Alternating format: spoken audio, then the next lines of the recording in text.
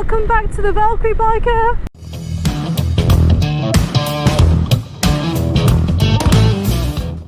I'm back again, and it's been the first time I've been on the road for, crikey, 3 months I think.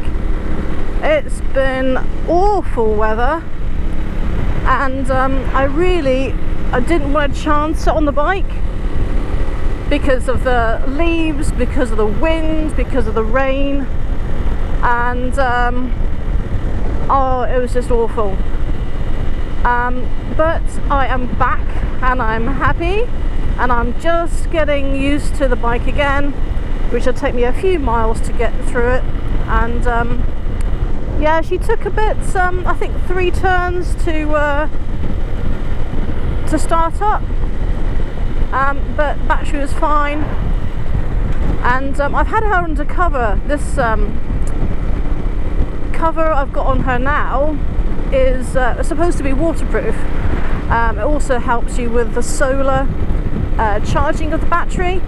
I probably didn't put it on very well. There's a little bit of condensation on her, but overall she's not soaking wet as the last time I've had her on. So I'll show you a little link down below where I got my cover from. And yeah, I've got my new helmet on. This is it here. Massive big shout out and thanks to Infinity Motorcycles in Christchurch. And again, I should put a link to their shop where I got this from. But this feels so nice. It's so hugging to my cheeks. It feels really, really stable. I've got a pin lock on as well, so hopefully now I won't have the problem so much of it hazing up my view and my glasses. And yeah, and also I'm using a new microphone setup in my helmet called a Purple Panda. Now, I've had mixed reviews about Purple Panda, some good and not so good. So I'd be interested to see what this volume and what the audio is like when I get to edit this ride. So my apologies if it's all crackly, because I can't hear anything crackly wise at the moment. But if it is all crackly, then I'll do forward apologies now and get in contact with them. But oh, I'm so happy to be back on a bike again. I must admit my confidence is a little on the low side, but not massively low, only because I haven't been riding for a good 3 months or so. I suppose it's like anything, you have to sort of remember what to do. And also because I've not ridden for quite some time in the rain. Our first port of call is going to get some go-go juice.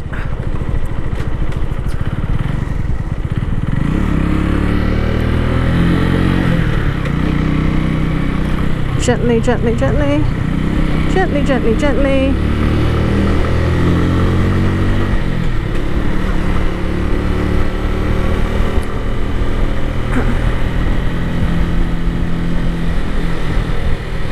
And again, as you can see, I'm sporting Noel plates.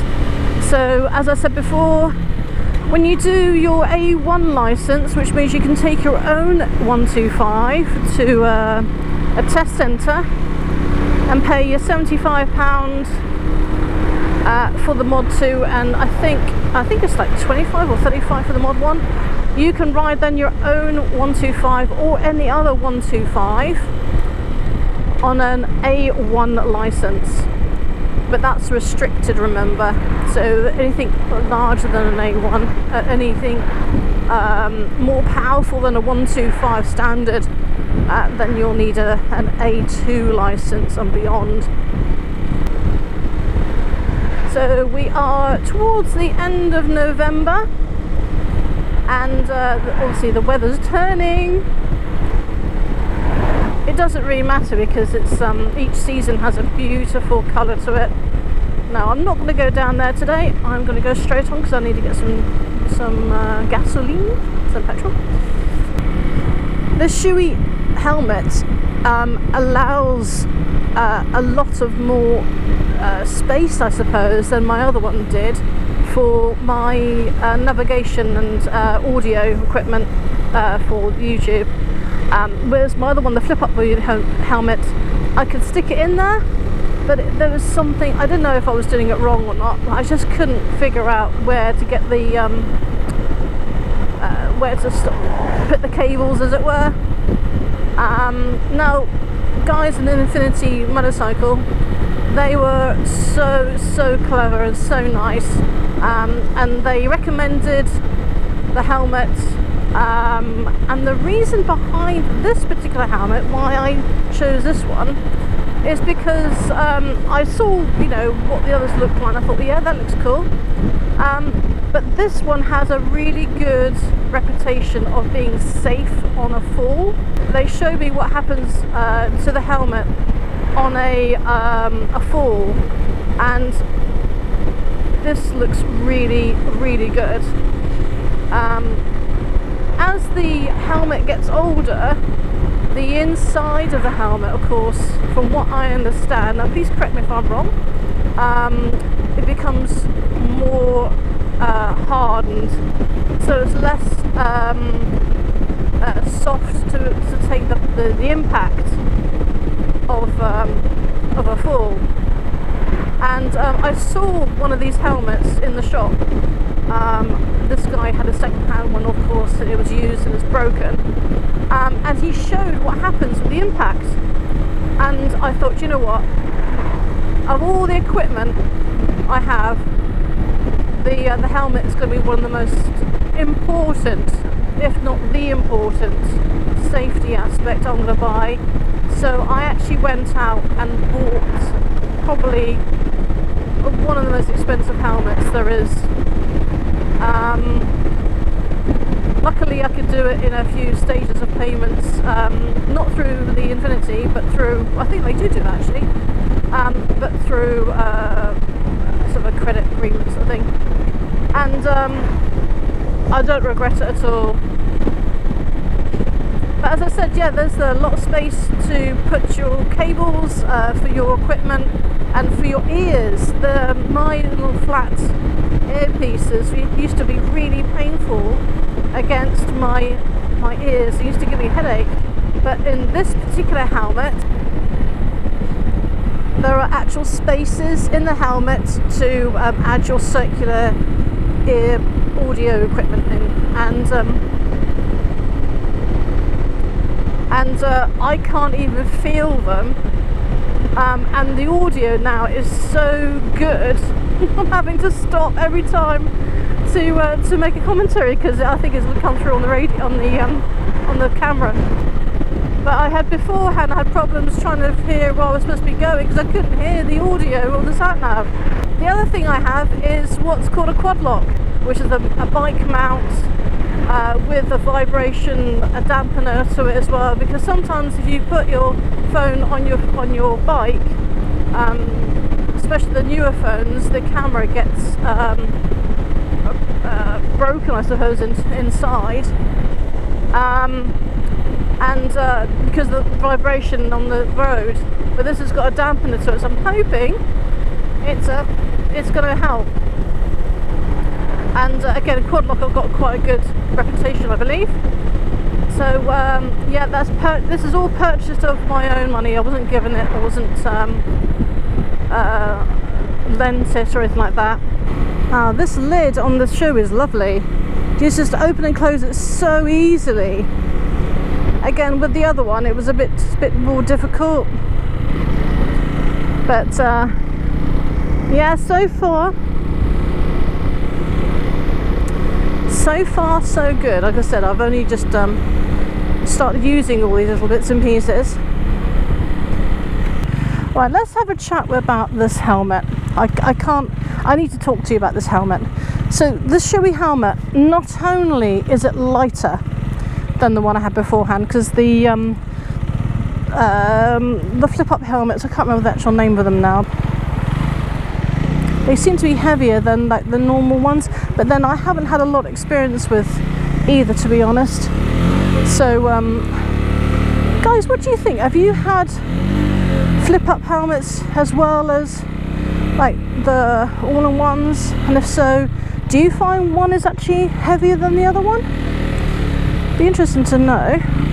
The other thing I was going to say is, when you've got a pillion, please make sure that they too have a very good, decent helmet. I've heard stories where guys have got like girlfriends or whatever, the back of their bikes, and then saying, oh yeah, well, you know, not going to get an expensive one because they're only a pillion. And that's just stupid. That's absolutely stupid. I mean, a helmet is protecting if you're a pillion or if you are the main rider, you know, the one in charge of the bike. And to say, oh, they're only a pillion, they don't really need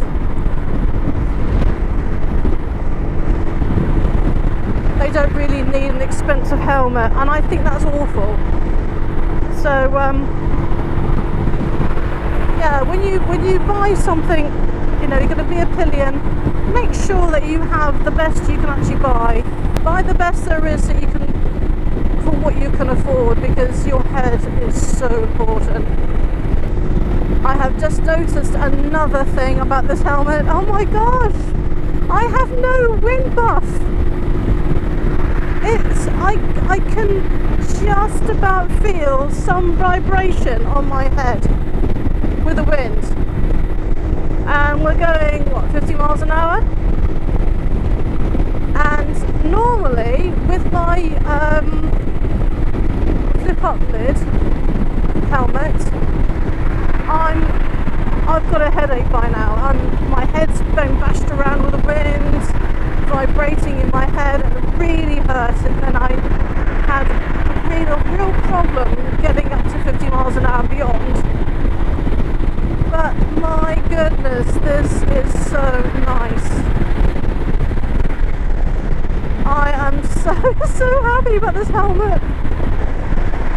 Oh my goodness me. So now I feel that I can, when I eventually can go up to a, you know, 65, I think this bike can do, miles an hour.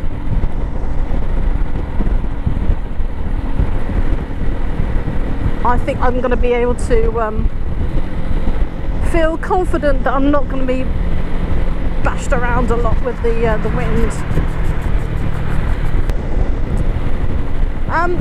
The other thing I wanted to sort of point out is this channel is really my own journey on the road.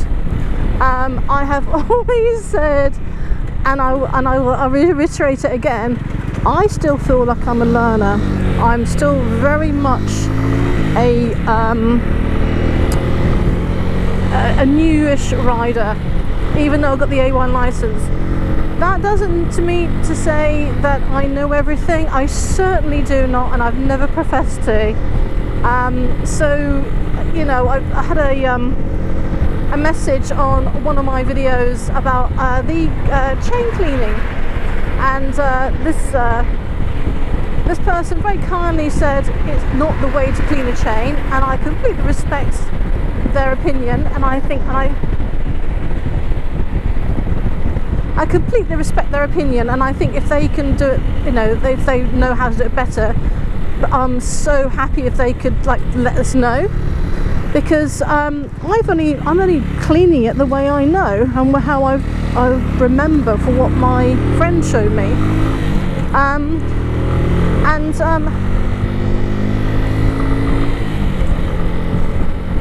I'm not trying to teach as such, because I'm not a teacher. I'm just trying to show what I've done and how I've done it. And I've always said, you know, if it's wrong, please do tell me, and I'm really happy to take that on board. So yeah, guys, if you're making comments like that, yeah, keep it nice and keep it friendly, keep it educational, and I'm really happy for you guys to sort of highlight my areas of lack of experience or lack of knowledge, because I'm new, you know. And there's going to be other people out there who are even newer than I am. I mean, the biker community is a great community. We all help each other out. We all started from the same place. We started, you know, with new bikes. Oh, a bit too sharp there.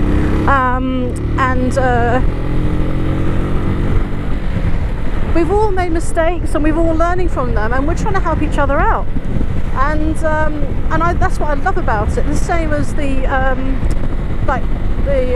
American car, classic car fabrication. That's the stuff that I do as well. And you know, the family, the community is fantastic. But just make sure that when you are trying to say to somebody, actually what you're doing is wrong here, say it in a way which is like positive and nice and not condescending, because that can upset people. But there you go. I'm not upset at all. I'm just happy to get some feedback on my awful cleaning skills. Oh, look at this. This is interesting. Okay, not come across this before. Negotiate, slow down, nice and gently through this water. I'm trying to get the highest ground as possible. Good. Okay, and then just slowly increasing my speed. I'll be also interested to see whereabouts the video comes out, because where I've mounted the camera, my GoPro 4 Black, it's right on the chin, the bottom. Now I've seen these chin mounts, and there's some weird and wacky ones on the internet, on eBay and Amazon. But I don't like the strap ones, you know, the strap-on ones, and I thought, well, I need something quite decent that I can trust in. GoPro, of course, do their own, and you've got other companies that do them as well. I bought my chin mount from this company called RideTech, I think. I'll put a link below. If I've got the word wrong, obviously I'll make a change on that. What they do is that they 3D print the connection onto your specific helmet.